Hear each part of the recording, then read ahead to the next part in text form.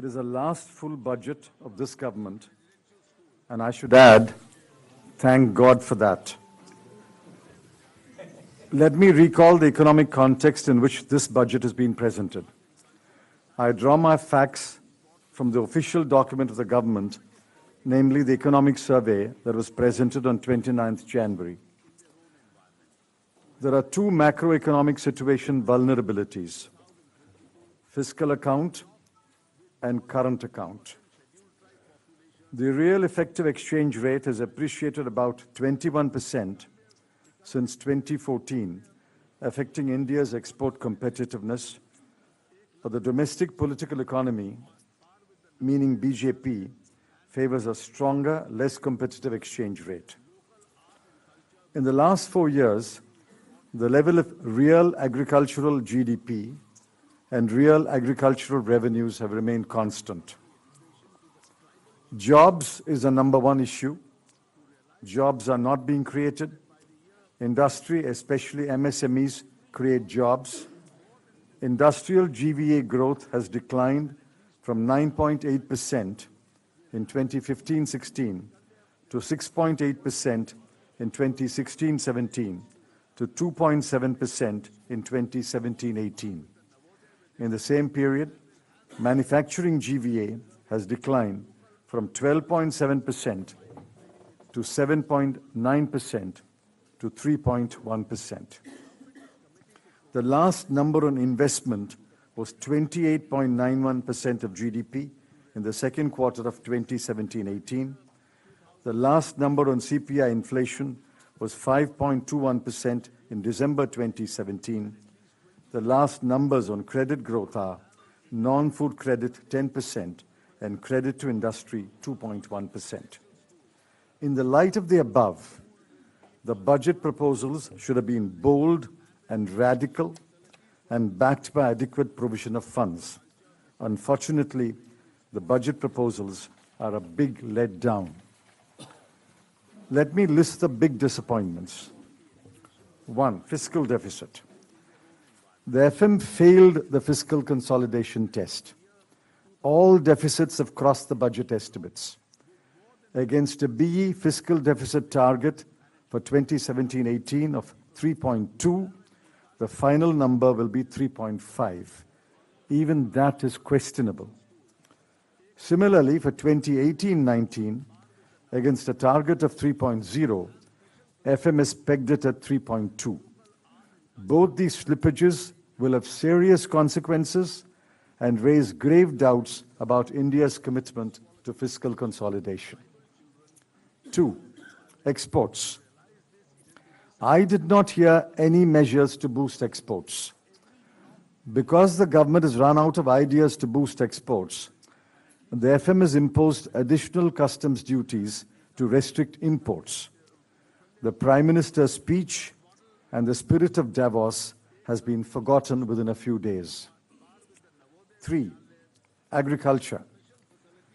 There is a promise to increase MSP 1.5 times, but there are no details. The Swaminathan Committee has been remembered in the last year of the government's tenure. Besides rupees 2,000 crore for e-markets and rupees 500 crore for Operation Green, whenever the cabinet will approve the schemes, amount to a pittance. There is nothing to indicate that farmers' real income will rise. Farm sector distress will continue and deepen, putting in peril the lives of a majority of the people primarily dependent on agriculture. 4, healthcare. The promise of rupees 5 lakh per family for secondary and tertiary healthcare is a big jumla. The target group is 10 crore families. There is as yet no scheme. Assuming that each family will avail of rupees 50,000, 1/10 of 5 lakh rupees, the amount required per year will be 5 lakh crore rupees. If the insurance companies will foot the bill, the premium at rupees 5,000 to 15,000 per family will require an outgo of rupees 50,000 to 1.5 lakh crore per year. Is the FM serious? 5. Jobs. The FM has no new ideas and has fallen back on the tried and failed Mudra scheme. The average size of the Mudra loan is rupees 43,000. This is tokenism and will not create even one job. More Mudra loans will mean more tokenism, but no additional jobs. 6. Investment and credit. There was nothing in the budget to boost private investment. There was nothing in the budget to encourage banks to lend and investors to borrow for new investment. The FM seems to have given up on private investment altogether. 7. Tax relief. There is no tax relief to the average taxpayer. Only corporates with income up to rupees 250 crore get a tax relief of 5%. For individuals, standard deduction is back, but long-term capital gains tax is also back. For the middle-class earner and saver, one cancels the other.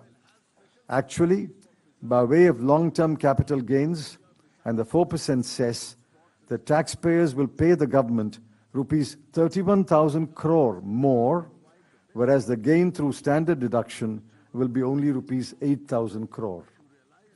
8. Slashing allocations. The most disappointing part of the budget is the cut in the outlays on major schemes for 2018-19. Some important schemes that will get constant or reduced outlays are 1. Maganrega, PMAY, Pradhan Mantri Awas Yojana, National Drinking Water Mission, Swachh Bharat Mission, National Health Mission, Midday Meal Scheme, Interest Subsidy for Short-Term Farm Credit, Northeastern Investment Promotion, Price Stabilization Fund, and Gram Jyoti Yojana. The FM will have much to explain when Parliament debates the budget next week. Any questions? Let's have one by one.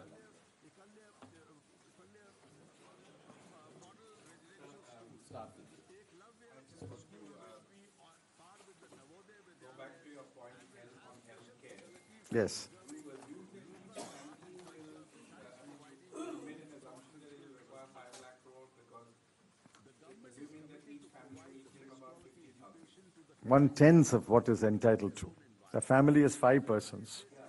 In average. That's not how the insurance sector I know, it doesn't. It's an average. Some will claim 5 lakhs, some will claim 0. You assume an average of 50,000 per family. You're promising me 5 lakh crore. Family, somebody will fall ill. Why would I not claim it? So I'm assuming an average of 50,000 rupees per family. 1/10 of what I'm entitled to. A small fraction of what I'm entitled to. If you take an average of 50,000, this is what it will cost. Where is the money provided? The money is not even been provided for paying the premium. Even the premium, if it's an insurance scheme, as I suspect it is, there's no money in the budget even to pay the premium. Well, I'm sure they are, but this is a new scheme, and the government and the finance minister touted it as the world's biggest healthcare scheme. So I'm looking for where is the money provided.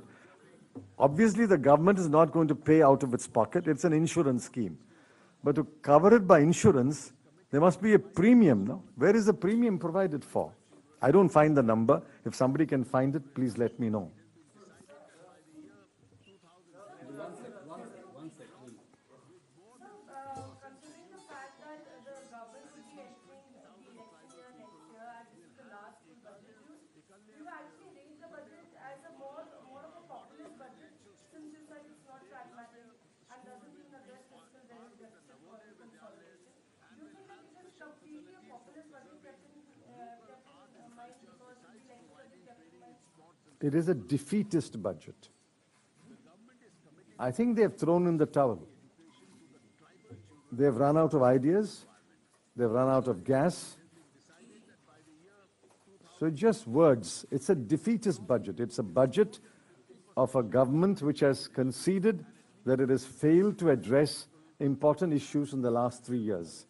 Remember, the economic survey said, at the end of 4 years, we have failed to address 3 important areas: employment, education, and agriculture.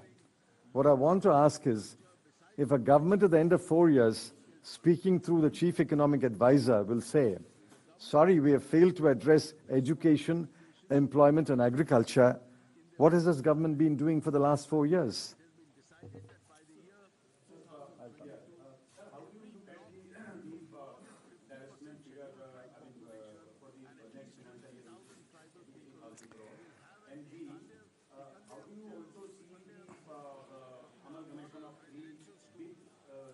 General insurance companies by this government, because all the players are getting bigger and bigger. I am talking about the private players. So consolidating 3 companies into one, how do you see, how will it pan out? If they wish to consolidate 3 insurance companies, I have no comment on that. I have no quarrel with that either. But let's go back to disinvestment. The ONGC purchase of HPCL is not strategic disinvestment in its true sense. It is simply an accounting gimmick. Instead of government borrowing in the market, government has asked ONGC to borrow in the market and pay the government by buying the HPCL shares. No strategic purpose is served by that disinvestment. This is the classic example of government selling its silver to meet its daily needs.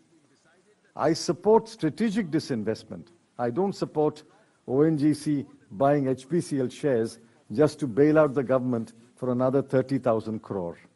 I hope next year they don't do that again. So the strong claim of government to achieve the growth rate of 7.5%. How do you look at this budget, the possibility of that? They will not achieve it in 2017-18. The first half had a growth rate of 6%. The second half, I think the growth rate will not cross 6.5 or 6.75. So the average will turn out to be about 6.25 or 6.3 or 6.4 for the whole year. For the whole year, it's likely to be 6.4, maybe 6.5. From 6.5 in 2017-18 to jump to 7.75 or so in 2018-19 is, for this government, given this budget, I think is pretty much not possible.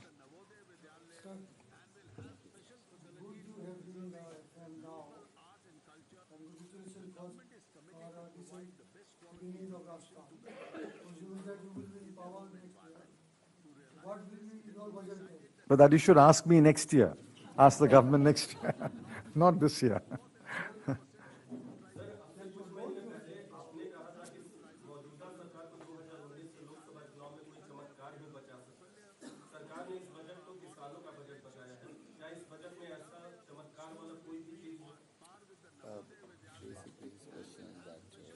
Agriculture. Where is the pro-farmer? They say that we have already done 1.5 times the cost in MSP in some crops, and we will do it for the remaining crops. Where have they done it? If they've already done 1.5 times the cost for some crops, why does the chief economic advisor say that in agriculture, and I've quoted it, the real agricultural GDP has remained constant in the last 4 years. The real agricultural revenue has remained constant in the last 4 years, which means in the last 4 years, the economic status of the farmer has not improved even one bit. That's the statement in the economic survey. So for 4 years, if you have done so much, why has the real GDP in agriculture not improved? Why has the real farm income not improved? And I don't find anything in this budget which will suddenly improve the real GDP or the real income. And I certainly don't find anything in the budget which leads me to believe that farm income will be doubled. For 4 years, the real income has been constant. How will it double suddenly? And what is provided in this budget, I want to ask? What is provided? Show me anything which amounts to a provision. Short-term credit has been increased from 10 lakh crore to 11 lakh crore. But that goes on every year.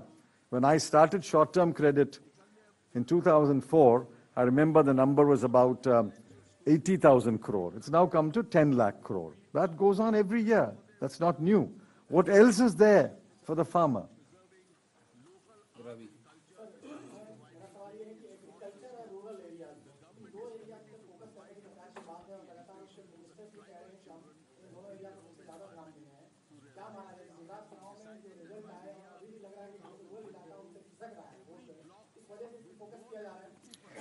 You see, if the minister or ministers say, we are focusing on agriculture, we are focusing in rural areas, just because they say it 10 times, that doesn't become true. You have to tell me, where is the focus? What have they done?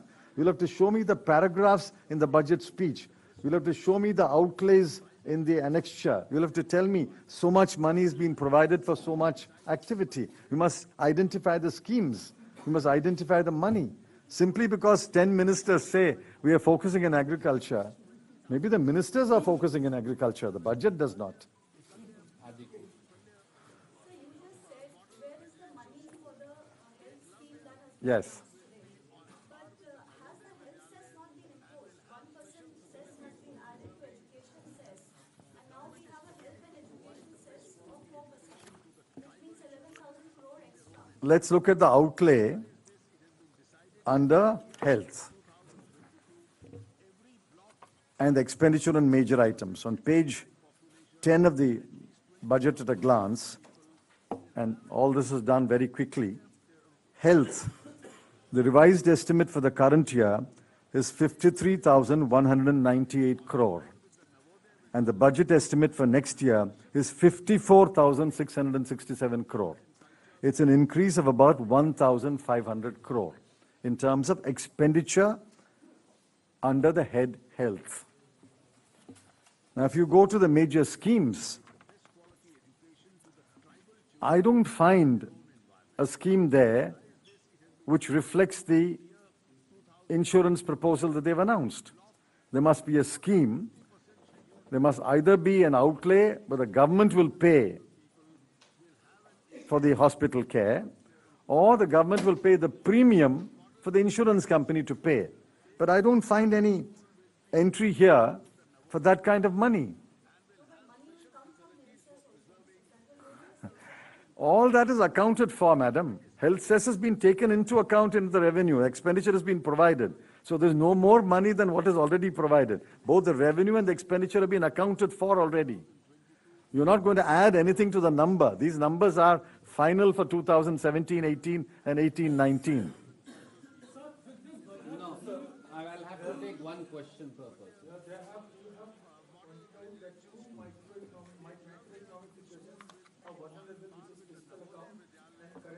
That is the chief economic advisor's statement in the economic survey.